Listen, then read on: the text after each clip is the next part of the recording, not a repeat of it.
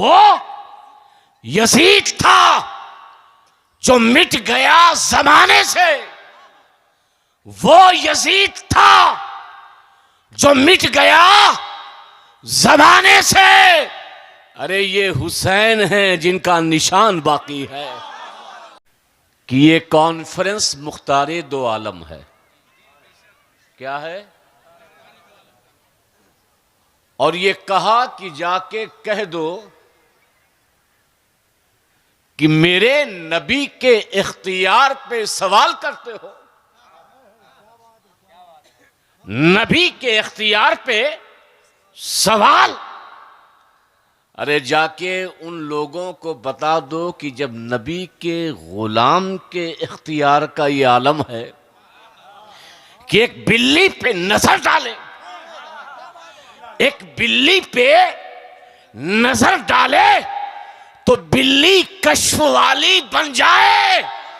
तो जब नबी के उम्मत का एक वली बिल्ली पे नजर डाले तो साहिबे कश्फ बना दे, तो मेरे मुस्तफा के इख्तियार का आलम क्या होगा? वो जब गदा है दोनों आलम की झोलियां भर देते हैं तो शाह का आलम क्या होगा? आज उसी मुख्तारे दो आलम कॉन्फ्रेंस में हम शरीक हैं।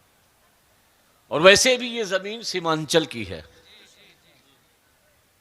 सीमांचल की है ना। इस वक्त सिर्फ इन कैमरों की निगाह नहीं है, सीमांचल पे पूरे हिंदुस्तान की निगाह है कि नहीं? अरे हाँ नहीं तो बोलो। तुम लोगों को भी पता होगा ना। और इन कैमरों वालों को मसाला चाहिए।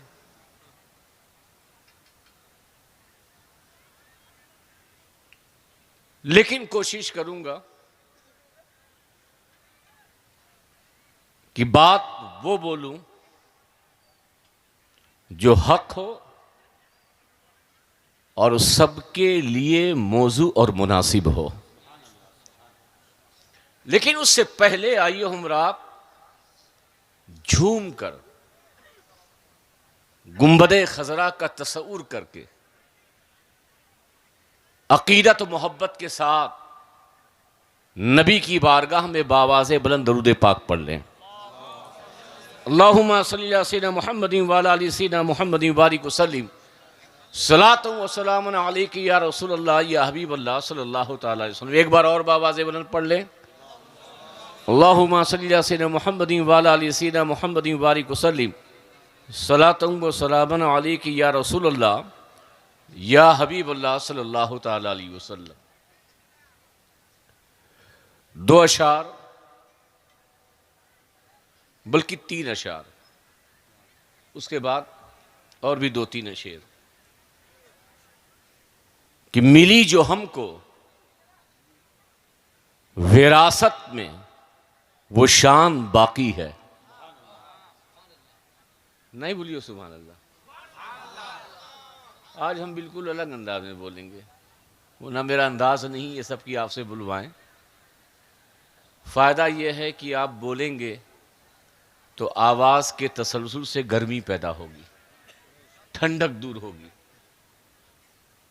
मिली जो हमको विरासत में वो शान बाकी है, वही उरूज वही आन बान बाकी है। और वो यजीद था, वो यजीद था जो मिट गया जमाने से। वो यजीद था जो मिट गया जमाने से। अरे ये हुसैन हैं जिनका निशान बाकी है। ये हुसैन हैं जिनका निशान बाकी है। करबला तो 1300 साल पहले हुई, मगर किसी ने क्या कहा है कि अगर फिर हो कोई करबो बला तो मत डरना। अगर फिर हो कोई करबो बला तो मत डरना, मेरे नबी का अभी खानदान बाकी है। अगर फिर हो कोई करबो बला तो मत डरना, मेरे नबी का अभी खानदान बाकी है। और मैंने अली का नाम लिया। किसका नाम लिया? मैंने अली का नाम लिया। उनको लग गई। मैंने अली का नाम लिया, उनको लग गई। मेरा हदफ तो और ही था, उनको लग गई। मेरा हदफ तो और ही था, उनको लग गई। इश्क़े अबू तुराब है पहचान नस्ल की। इश्क़े अबू तुराब है पहचान नस्ल। समझते हो?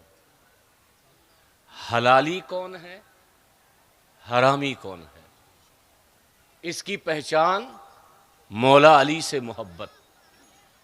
जिसके दिल में मौला अली से मोहब्बत है वो हलाली है, जिसके दिल में बुग़्ज़ है वो हरामी है। और ये बात मैं नहीं कहता, किताबों में आया है। मौलाना कफील साहब माशाअल्लाह बड़े अच्छे नाजिम हैं। आम तौर से हिंदुस्तान में नाजिम जाहिल होते हैं, मगर जामिया शफ़ से फारिग मौलाना कफील अंबर साहब हैं। बेहतरीन निज़ामत है। और भी है नाजिम, ऐसा नहीं है, लेकिन अल्हम्दुलिल्लाह निज़ामत का जो तरीक़ा, जो सलीक़ा, मुख्तसर खैरुल कलाम मा क़ल्ला व दल्ला, उसके पूरे मिस्दाक मौलाना कफील अंबर साहब हैं। एक आराबी, तवज्जो है, जिसकी शादी हुई, घर में बच्चा पैदा हुआ, दोनों गोरे मगर बच्चा काला। दोनों गोरे मगर बच्चा काला।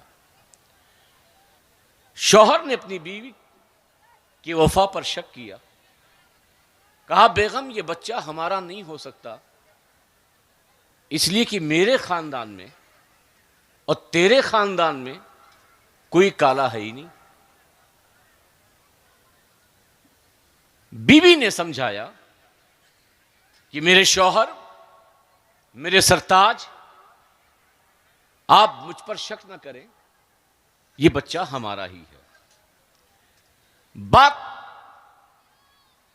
गुजर गई, 2-3 साल हो गए। बच्चे को गोद में लेके निकले बाजार में, तो लोगों ने सवाल किया, यार तुम गोरे, तुम्हारी बीवी गोरी, ये काला आया कहां से? फिर दौड़े हुए घर आए, बीवी से कहा, यकीन से बताओ ये बच्चा किसका है?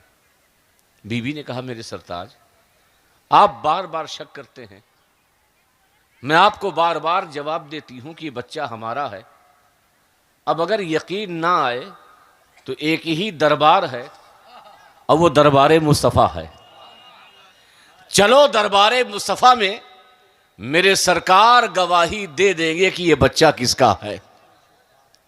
दोनों आए, हुजूर की बारगाह में सारा मुद्दा, सारा माजरा पेश किया। मेरे आका उनकी बातों को सुन रहे थे और वो सारी रुदात पेश कर रहे थे कि हमारे घर में कोई काला नहीं, इसके घर में कोई काला नहीं, ना इसका नाना काला, ना इसकी नानी काली, ना मेरा बाप काला, ना मेरा दादा काला, ना दादी काली, ये काला आया कहां से? हुजूर की बारगाह में ये बात कर रहे थे। उनको भी पता था कि वो बारगाह है जो सिर्फ जाहिर पे ही नहीं बल्कि नस्लों का भी पता बताती है।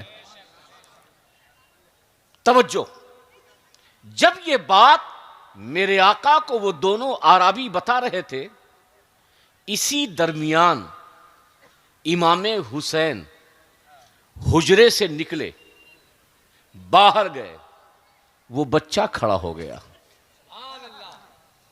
बोल दो सुभान अल्लाह। वो बच्चा क्या हो गया? खड़ा हो गया।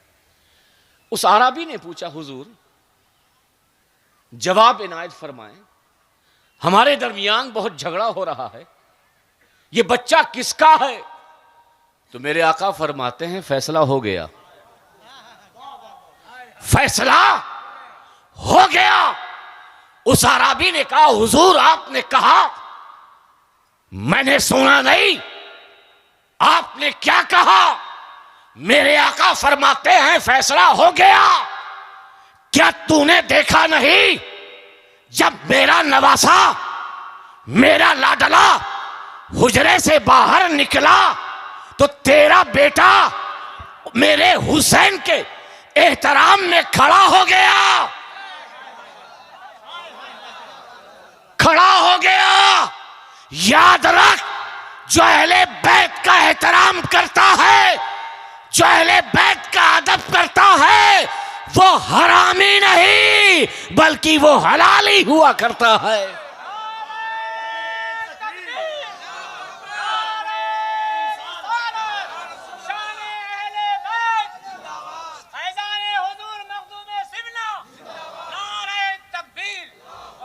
इश्क़े अबू तुराब है पहचान नस्ल की।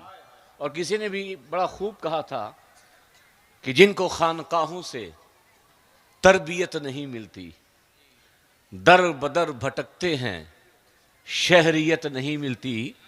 और शजरा हमने देखा है दुश्मनाने हैदर का, माँ का नाम मिलता है, वल्दियत नहीं मिलती। मैं ये बात इसलिए कर रहा हूं कि आज शायद एक दौर रहा हो, तभी तो हजरत अबू सईद खुदरी को महफिलों में अली अली कहने की जरूरत पड़ी। हजरत अबू सईद खुदरी फरमाते हैं, जब हम किसी महफिल में जाते थे तो वहां अली अली अली अली किया करते थे, ताकि हम पहचान जाएं कौन मोमिन है और कौन मुनाफिक है। तो अली का नाम मोमिन और मुनाफिक में एक इम्तियाज, जिसके चेहरे पे खुशियां जाहिर वो मोमिन, और जिसके चेहरे पे खुशियों के आसार नमूदार ना हो वो मुनाफिक है। आज वो पहचान खत्म नहीं हुई है। अली का नाम सुनते हो तो खुशी हासिल होती या नहीं? बोलो, खुशी हासिल होती है कि नहीं?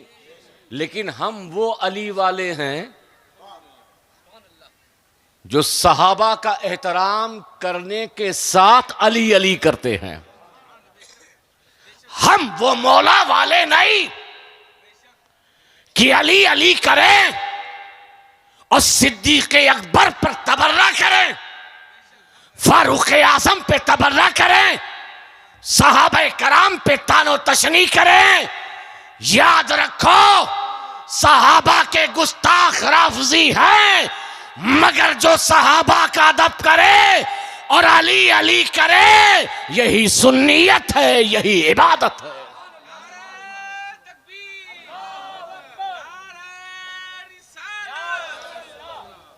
इश्क़े अबू तुराब है पहचान नस्ल की।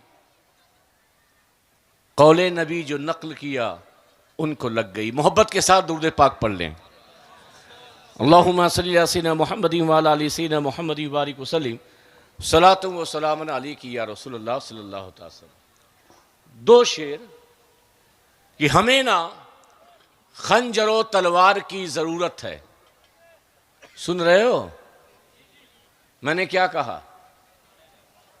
हमें ना खंजरो तलवार की जरूरत है, बस रसूले पाक के किरदार की जरूरत है।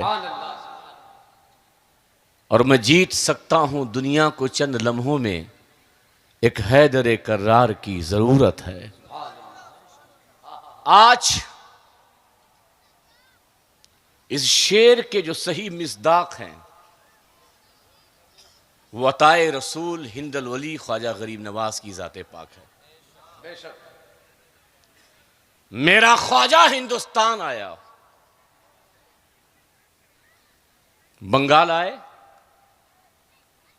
गरीब नवाज बंगाल आए, हाँ नहीं बोलो, बंगाल आए नहीं, बिहार गए, झारखंड गए, एमपी गए, यूपी गए, हिमाचल गए, हैदराबाद गए, कहीं नहीं गए ना। गरीब नवाज सिर्फ लाहौर से पानीपत होते हुए दिल्ली आए, दिल्ली से जयपुर होते हुए अजमेर गए, मगर फिर भी मेरे गरीब नवाज के हाथों 90 लाख गैर मुस्लिम मुसलमान हुए। न आपके इलाके में आए, न बिहार के इलाके में गए, न यूपी के इलाके में गए, न बांग्लादेश के इलाके में गए, न किसी और इलाके गए, मगर फिर भी गरीब नवाज के हाथों कितने मुसलमान? सभी बोलो, कितने मुसलमान? 90 लाख। गरीब नवाज हिंदुस्तान आए, अजमेर में ना उन्होंने कोई ट्वीट किया, ना उन्होंने व्हाट्सएप पे कोई मैसेज छोड़ा, ना इंस्टाग्राम पे कोई रील बनाई, ना फेसबुक पे कोई स्टोरी डाली, क्योंकि ये था ही नहीं, ना इश्तिहार छापा, ना कोई इज्तिमा किया, ना कोई कॉन्फ्रेंस की। फिर भी गरीब नवाज के हाथों कितने मुसलमान? कितने मुसलमान? गरीब नवाज आए, अगर लाए तो कुरान लाए, मगर गरीब नवाज न तलवार लाए, न तीर लाए, न मिसाइल लाए, न बंदूक लाए, न कोई औजार लाए, न कोई हथियार लाए, मगर फिर भी गरीब नवाज के हाथों कितने मुसलमान?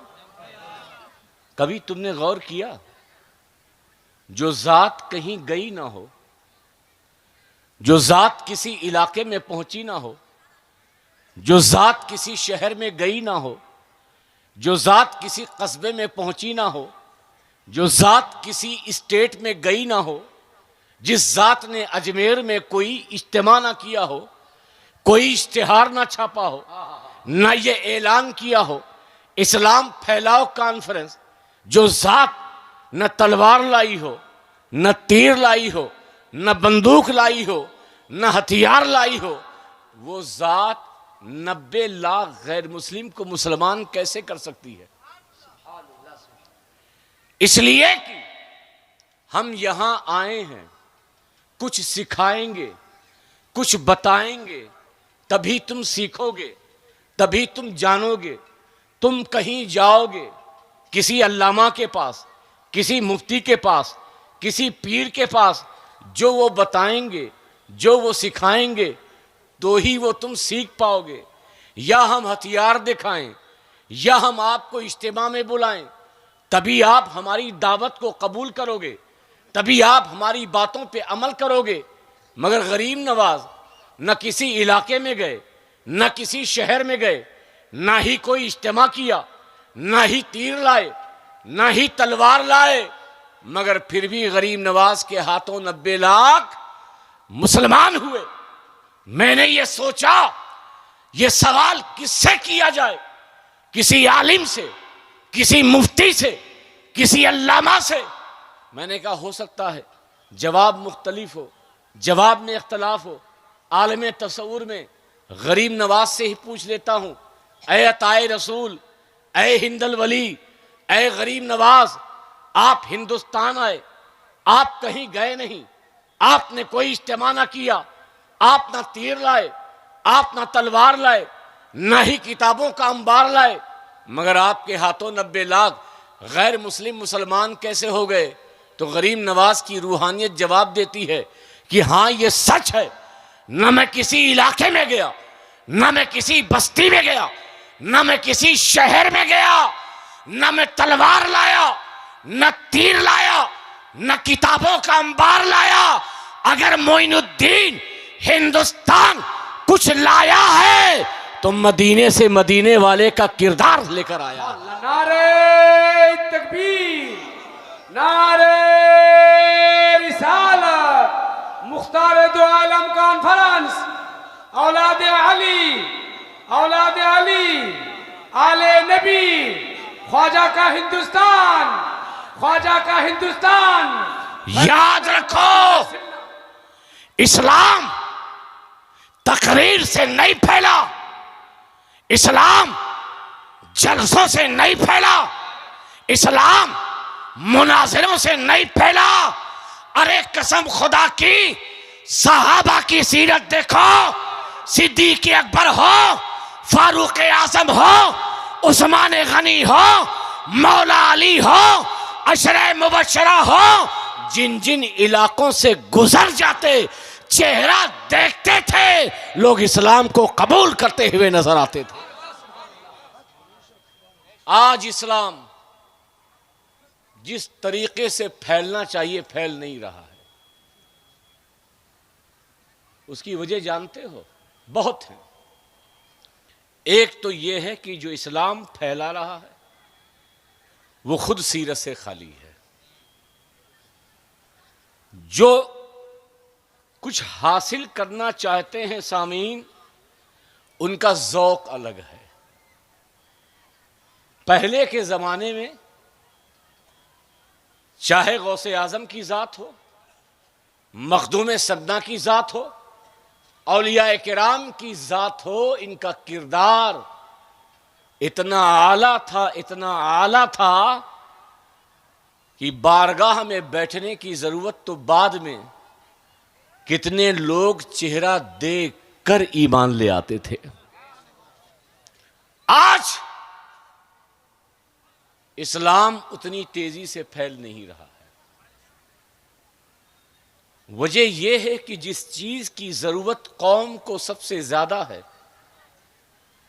हमारी कौम तो कौम, हम जैसे लोगों में वो चीज बिल्कुल पाई नहीं जाती।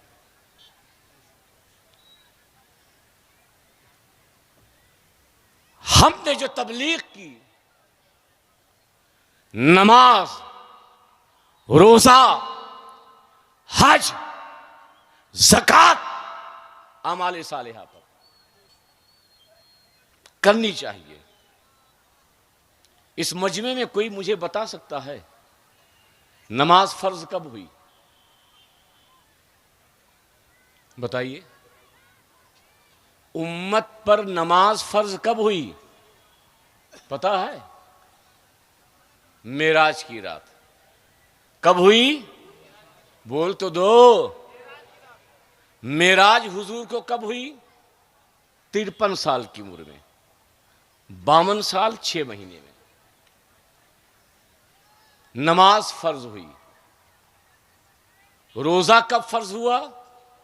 हिजरत के दूसरे साल, 55 साल में।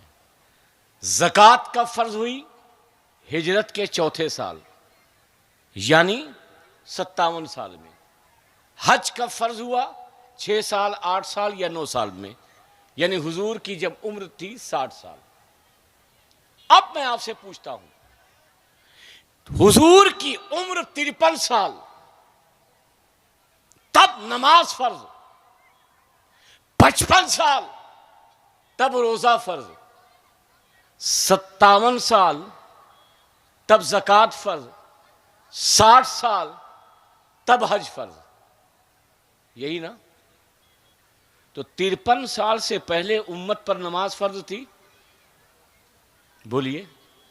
उम्मत पर हुजूर पढ़ते, सहाबा पढ़ते, मगर उम्मत पे फर्ज। 52 साल में नमाज नहीं, रोजा नहीं, ज़कात नहीं, हज नहीं, रमजान का रोजा। 40 साल से लेकर 53 साल तक न नमाज की फर्जियत, न रोजे की फर्जियत, न ज़कात की फर्जियत, न हज की फर्जियत। तो सवाल यह है कि ऐलान नबूवत के बाद 13 साल मेरे आका ने किया क्या?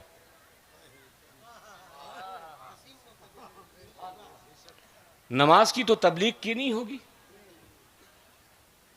रोजे की तो तबलीग की नहीं होगी, ज़कात की तबलीग तो की नहीं होगी, हज करने के लिए तो कहा नहीं होगा। 41, 42, 43, 44, 45, 46, 47, 48, 49, 50, 51, 52 न नमाज फर्ज, न रोजा फर्ज, न हज फर्ज, न ज़कात फर्ज, तो आखिरकार मेरे आका ने तबलीग किस बात की? इसका जवाब हजरत खदीजा देती है। जब मेरे आका पे वही नाजिल हुई, आका घर में आए, बदन कांप रहा था, मैंने कंबल ओढ़ाया तो मैंने एक बात कही कि मेरे सरताज, आप घबराएं नहीं, अल्लाह आपको हलाक नहीं करेगा, अल्लाह आपको ज़ाय नहीं करेगा, आप परेशान मत हो, इसलिए कि जो सिफत आपके अंदर है, 7 या 8 सिफात, रूए ज़मीन में किसी के अंदर वो सिफत नहीं है। पहली सिफत यह है कि मेरे सरताज, आप दिलों को जोड़ने वाले हैं। बोलो सुभान अल्लाह। आप दिलों को जोड़ने वाले हैं। मुस्तफा ने 40 से पहले हो, 53 तक हो या 63 तक हो, मेरे मुस्तफा ने 2 टूटे हुए दिलों को जोड़ा है। नमाज बाद में, रोजा बाद में, हज बाद में, ज़कात बाद में, पहले मेरे आका ने टूटे हुए दिलों को जोड़ा है। मेरे आका ने इरशाद फरमाया, इब्न दाऊद की हदीस पाक है कि क्या मैं तुम्हें कोई ऐसा अमल ना बता दूं जो नमाज से भी अफजल है, जो रोज़े से भी अफजल है, जो सदका देने से भी अफजल है। सहाबा ने कहा, या रसूल अल्लाह, वो कौन सा अमल है जो नमाज से अफजल, रोज़े से अफजल, ज़कात से अफजल? तो मेरे आका फरमाते हैं कि अगर 2 दुश्मन हो, 2 दिलों में दूरियां हो, अगर उन दूरियों को करीब में कोई बदल दे तो उसका ये अमल नमाज से भी अफजल है, रोज़ा रखने से भी अफजल है, सदका और खैरात करने से भी अफजल है। बात बहुत मामूली है। जुमा में नमाजी मिल जाते हैं, ईद में तो बहरहाल मिल जाते हैं। उम्रा करने वालों की तादाद बहुत, अब तो उम्रा करने आम हो गया है। ज़कात देने वाले बहुत, रोज़ा रखने वाले बहुत। मुसलमानों, ईमानदारी से बताओ, तुम नमाजी तो बन गए हो, रोज़ेदार तो बन गए हो, ज़कात देने वाले बन गए हो, खाने काबा का तवाफ़ करने वाले बन गए हो। जिस चीज़ की तबलीग मुस्तफ़ा ने पूरी ज़िंदगी की है, दिलों को जोड़ना, क्या कभी तुमने अपने इलाके में दिलों को जोड़ने की कोशिश की है? बोलिए। आज मुसलमानों का अलमिया यह है, पहले मुसलमानों की पहचान कि मुसलमान बड़े प्यार से रहता है, मुसलमान शेरो शिकर होकर रहता है, मुसलमान इत्तेहाद के साथ जिंदगी गुजारता है। मगर आज मुसलमानों की बस्ती इस नाम से जानी जाती है कि जहां सबसे ज़्यादा लड़ाई हो, जहां सबसे ज़्यादा झगड़ा हो, जहां नाली पे इख्तलाफ हो, जहां ईंटे के 4 इंच निकलने पे मर्डर हो जाता हो, वो इलाका किसी और का नहीं बल्कि वो इलाका मुसलमानों का है। नमाज पढ़ने से एक बात बताऊं मौलाना शमीम साहब, नमाज फर्ज है, अहम इबादत है। नमाज पढ़ने से तुम्हें फायदा मिलेगा, इस्लाम को कोई फायदा नहीं। तुम्हारे मजहब को फायदा है तुम्हारे नमाज पढ़ने से? बोलो। नमाज पढ़ोगे तुम जन्नत में जाओगे, नहीं पढ़ोगे तो जहन्नम में जाओगे। रोजा रखोगे तो जन्नत में जाओगे, नहीं जाओगे तो, नहीं रखोगे तो जहन्नम में जाओगे। ज़कात दोगे तो जन्नती, नहीं दोगे तो जहन्नमी। यही है ना। लेकिन इससे इस्लाम को फायदा कुछ है? आप ज़कात दो या ना दो, तुम्हारे मजहब को कोई फायदा नहीं। आप रोजा रखो या ना रखो, तुम्हारे दीन को कोई फायदा नहीं। आप हज करने जाओ या ना जाओ, मजहब इस्लाम को कोई फायदा नहीं। लेकिन हां, अगर तुमने अखलाक की, नबी की सीरत पर गुजर कर अपनी जिंदगी को गुजारी, कभी झूठ नहीं बोले, जुआ नहीं खेला, शराब नहीं पिया, ईमानदार रहे, वादा खिलाफी नहीं की, दोस्ती निभाते रहे, पड़ोसियों का हक अदा करते रहे, मां बाप का एहतराम करते रहे, तो नमाज से तुम्हें फायदा है। मगर नबी की सीरत पर अमल करोगे तो सिर्फ तुम्हें ही फायदा नहीं है, बल्कि मजहब इस्लाम को फायदा है। जब तुम गुजरोगे तो लोग कहेंगे कि अब्दुल्ला इतना अच्छा है तो इस्लाम कितना प्यारा होगा। जब ये कितना सच्चा है तो इस्लाम कितना सच्चा होगा। आज मुसलमानों की जो सबसे बड़ी कमी है कि हम पैदाइशी मुसलमान तो बन गए हैं, नाम के मुसलमान तो हो गए हैं, मगर हकीकत में जो मुसलमान होना चाहिए थे वो हम न बन पाए। आप क्या हैं, हिंदू हैं कि मुसलमान हैं? सभी बोलो, एकदम झूठ नहीं बोलना, सही बोलना। सिख हो, जैनी हो, हिंदू हो, पंजाबी हो, मुसलमान हो, क्या हो? अरे तो सब बोल दो भाऊ। आप लोग क्या हो? क्या हो? मुसलमान हो ना। ये मुसलमान आपको मैंने कहा है कि आपने खुद कहा है? आपने खुद कहा है। तो बस गुजारिश ये है कि जो तुमने अपने आप को खुद कहा है वही तुम नजर आओ। तुमने अपने आप को मुसलमान कहा है तो कसम खुदा की मुसलमान नजर आओ। तुमने अपने आप को मुसलमान कहा है तो कभी पूरी जिंदगी झूठ मत बोलो, क्योंकि मुसलमान वो होता है जो कभी झूठ नहीं बोलता। मुसलमान वो होता है जो किसी पर जुल्म नहीं करता। मुसलमान वो होता है जो माँ बाप का एहतराम करता है। मुसलमान वो होता है जो जुआ नहीं खेलता। मुसलमान वो होता है जो शराब की तरफ हाथ नहीं लगाता। अगर तुमने अपने आप को मुसलमान कह दिया है तो वही मुसलमान बनकर दिखाओ। इस्लाम जो फैल नहीं रहा है, आज हम गैरों का शिकवा करते हैं कि गैर हमारे पैगंबर की गुस्ताखी कर रहा है। कहते हैं कि नहीं? उससे कहीं ज्यादा हम गुस्ताख हैं। बात बुरी लगेगी। उसको तो पैगंबर के बारे में मालूम नहीं, इसलिए गुस्ताखियां कर रहा है। और हमने जिस नबी का कलमा पढ़ा है ना, हमने कभी उस नबी की पूरी सीरत का मुताला किया ही नहीं। जिसका कलमा पढ़ते हो उसके किरदार को नहीं जानते, जिसका कलमा पढ़ते हो उसकी जिंदगी को नहीं जानते, जिसका कलमा पढ़ते हो वो अपनों के साथ कैसे रहता था ये नहीं जानते, जिसका कलमा पढ़ते हो वो जुल्म उसने कैसे सहा ये नहीं जानते, जिसका कलमा पढ़ते हो उसने ईसार की कितनी बड़ी मिसाल दुनिया के सामने पेश की है तुम्हें पता नहीं है। कलमा पढ़ रहे हो तो नबी की सीरत पर अमल करो। मैं एक वाक़या बयान करके अपनी बात को ख़त्म करूँगा कि हज़रत फ़ख्र जहाँ देहलवी, क्या नाम है?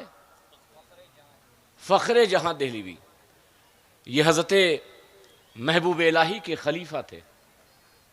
अपने मुरीदों के साथ जा रहे थे तो रास्ते में एक पंडित दिखाई दिया। वो पंडित कमज़ोर था, नातवा था।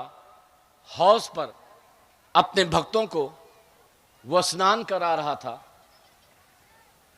तो देखा कि सारे मोटे मोटे जो पंडित हैं उनके पास तो भक्त है, मगर एक कमज़ोर पंडित है, उसका कोई भक्त नहीं। तो अपने मुरीदों से कहा कि अगर आप इजाज़त दो तो मैं उस पंडित के चेहरे पे मुस्कान ले आऊं। मुरीदों ने कहा हुजूर आप हमारे पीर हैं, हम आपको क्या इजाज़त देंगे, आप अगर चाहते हैं तो आप खुद ही जाएं और उस पंडित के चेहरे पे मुस्कान लाएं। हज़रत फ़ख्र जहां देहलवी ने लिबास बदला, पंडित के पास गए, कमज़ोर था, नातमा था, बूढ़ा था, कहा हमें स्नान करना है। उसने स्नान कराया, आप नहा के बाहर आए, आपने उसको 5 रुपया दिया, पंडित के चेहरे पे मुस्कान आ गई। बोलो सुभान अल्लाह, ताकि मुझे लगे कि बेदार हो। दोबारा फिर गए, वैसे ही नहाया, पंडित को 10 रुपया दिया, पंडित का चेहरा खिल गया।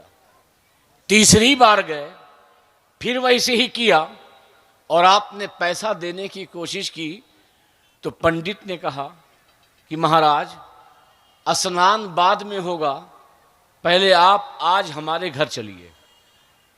कहाँ चलिए? हमारे घर चलिए। हज़रत फ़ख्र जहां देहलवी उसके साथ घर चले गए, आपको तख्त पर बिठाया और सारे परिवार वाले, सारे फैमिली वाले नीचे बैठ गए।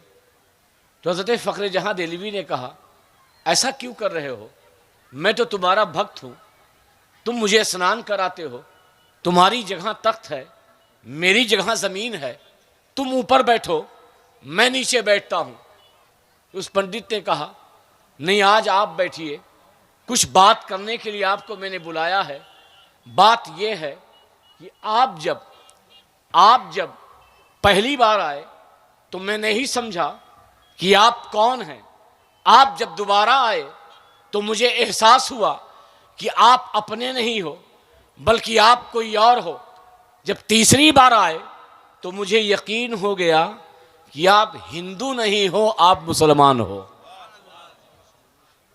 तो कहा कोई बात नहीं, अगर तुझे एहसास हो गया कि मैं मुसलमान हूं तो मुझे अपने घर लाने की जरूरत क्या।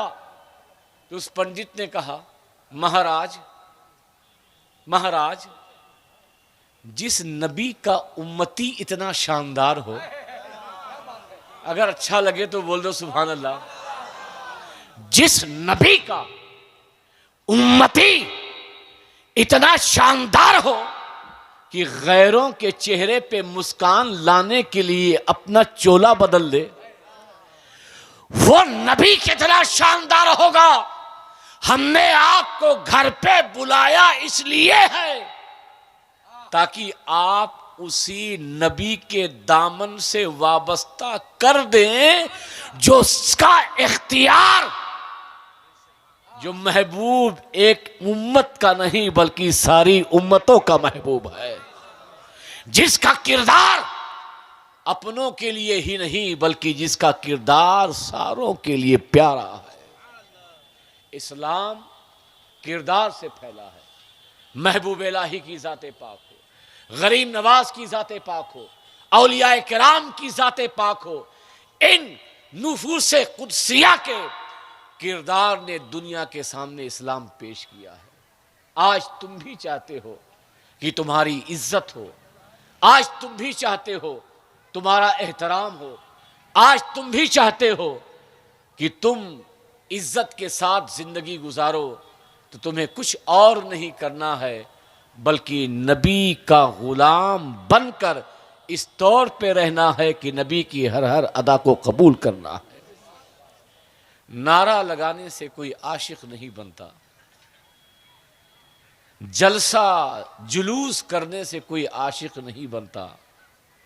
असल आशिकी तो ये है कि महबूब ने जो किरदार दिया है उस किरदार पे अमल करके जब तुम नारा या रसूलुल्लाह का लगाओगे तो कसम खुदा कि उस नारे का असर दूसरों पर भी होगा और वही नारा तुम्हारी निजात का जरिया बनेगा।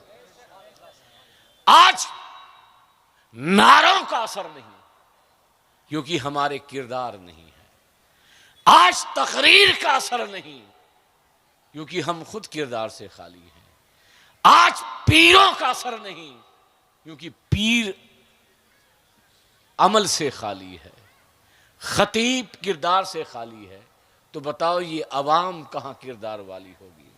आओ मिलकर उसी नबी की सीरत पर अमल करें जिसको रब ने कहा फ़क़द लबिस्तु फ़ीकुम उम्रम मिन क़ब्ल ही अफ़ला ताक़िलून। ये मुस्तफ़ा, जो तुमने 40 साल ज़िंदगी इनके सामने गुजारी है, यही ज़िंदगी इनके लिए बतौर मोजज़ा है। हम हुजूर की सीरत पर अमल करें, मोहब्बत कायम करें, उलमा का एहतराम करें, अपने इलाके की मस्जिदों को आबाद करें, अपने इलाकों के मदरसों को आबाद करें। ये तो बड़ी अच्छी बात है कि आपके इलाके में, मैं खुद मौलाना शमीम साहब जामिया शब में मेरे साथ पढ़े हुए हैं, और ये इसलिए नहीं कह रहा हूँ, मेरी आदत नहीं है कि मैं किसी की तारीफ़ करूँ, ये बखुदा कह रहा हूँ, बड़ी सलाहियत थी, बड़े मेहनती थे, तकरीरें उस दौर में बड़ी अच्छी किया करते थे। तब हम लोग बोलते नहीं थे, जो काम दिया जाता उस काम को पूरी मेहनत और ईमानदारी से किया करते थे।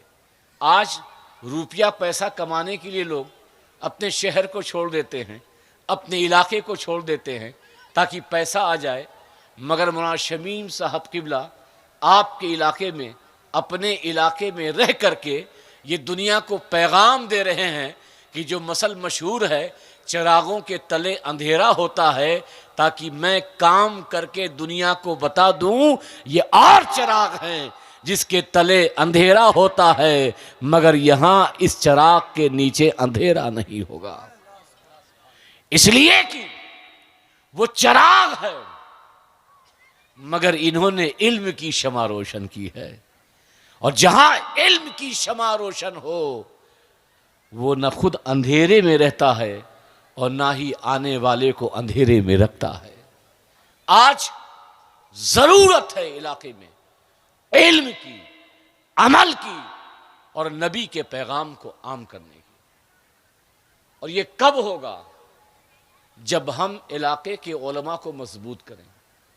हमारी तो बड़ी अजीब आदत है, पीर साहब आ जाते हैं तो हाथ पैर चूम के ऐसा लगता है कि आज ही जन्नत मिल जाएगी। ये कौम अजीब है, जितनी दूर से बुलाओ उतने ही ज्यादा दीवानी ये कौम, और जितने करीब से बुलाओ उतनी मोहब्बत में कमी। अभी बगदाद से कोई आ जाए, मदीने से कोई आ जाए, सैयद ही आए, पूरा इलाका भर जाएगा, क्योंकि हमारी आदत अजीब है। और हमने ये बता रखा है कि पीर साहब के कदम के नीचे जन्नत है। नादानो, ये बात खुल के बोल रहा हूं, जिस पीर के कदमों के नीचे जन्नत तलाश कर रहे हो, जन्नत 700 किलोमीटर आने वाले पीर के नीचे हो या ना हो, तेरे घर में जो चरपाई पे लेटी हुई तेरी मां है, तेरी मां है, उसके कदमों के नीचे तुझे जन्नत मिलती हुई नजर आएगी। वो जन्नत आपको नहीं चाहिए। पीर साहब आ गए, अल्लामा साहब आ गए, वो जन्नत चाहिए। अरे हमारा दीदार मोहब्बत से करो, कुछ मिलेगा या नहीं मिलेगा मुझे नहीं पता, मगर कसम खुदा की एक बार माँ बाप को मोहब्बत की निगाह से देख लो तो एक मकबूल हज का सवाब मिलेगा। तो इलाके के उलमा की कोई कदर नहीं, क्योंकि वो करीब का है। दूर का होगा तो साहब कोई बात नहीं, अपने करीब उलमा की इज्जत कीजिए। उसने अपना वक्त दिया है आपके लिए, आपकी नस्लों के लिए, आपके बच्चों के मुस्तकबिल के लिए, आपकी बच्चियों के मुस्तकबिल के लिए, तो आप उनका साथ दें। देंगे कि नहीं देंगे? अरे बोलो ना, दोगे? क्योंकि इस इलाके में बच्चियों का मदरसा बहुत कम है। जामिया कादिया लिल बनात मौलाना शमीम साहब ने कायम किया है। आप उनका साथ दें और दुनिया को बता दें कि सीमांचल के सुन्नी मुसलमान सिर्फ दूर से आने वालों को ही नहीं नवाजते बल्कि अपने इलाके के उलमा को भी नवाजते हैं और उनका अदब व एहतराम करते हैं। हम सब की अल्लाह की बारगाह में ही दुआ है कि अल्लाह तबारक ताला हमारे इस जलसे को कबूल फरमाए। आमीन तो बोल दो। कोई बिजली का बिल ज़्यादा थोड़ी आ गया कि परेशान हो। आपका यहाँ आना, उलमा का बैठना, सब अल्लाह अपनी बारगाह में कबूल फरमाए। हमें नबी की सीरत पर अमल करने की तौफीक अता फरमाए।